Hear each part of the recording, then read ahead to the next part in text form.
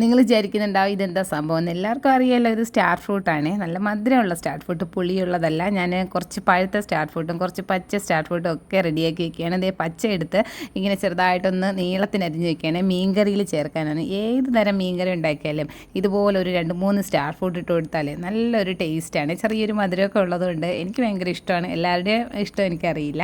അപ്പോൾ ബാക്കി ഉണ്ടായിരുന്ന 2 പഴുത്തത് എടുത്തിട്ട് ഞാൻ കുനുകുനേന്ന് അരിഞ്ഞ് വെച്ചു. അതിന് ഞാൻ ഒരു പച്ചടി വെക്കുകയാണ്. ഇത് നമ്മൾ ഉണ്ടാക്കിയെടുത്തു കഴിഞ്ഞാൽ എന്താ പച്ചടി എന്ന് പോലും അറിയാൻ പറ്റാത്ത രീതിയിൽ നല്ല ടേസ്റ്റാണ്. അപ്പോൾ അതേ പച്ചടിക്ക് വേണ്ടി ഇത് അടുപ്പത്ത് നമ്മൾ സാധാരണ പൈനാപ്പിൾ പച്ചടിയൊക്കെ വെക്കും പോലെ വെച്ച് കൊടുത്തു. ഇതേ വേവിക്കുകയാണ്. വെന്ത് കഴിഞ്ഞപ്പോൾ അതിലോട്ട് അരപ്പിട്ട് കൊടുക്കണം.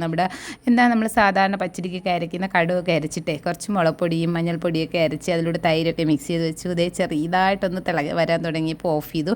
ഇച്ചിരി പഞ്ചസാര ഇട്ട് കൊടുത്തു കേട്ടോ. മധുരം ഇച്ചിരി കുറവായിരുന്നു സ്റ്റാർ ഫ്രൂട്ടിന്.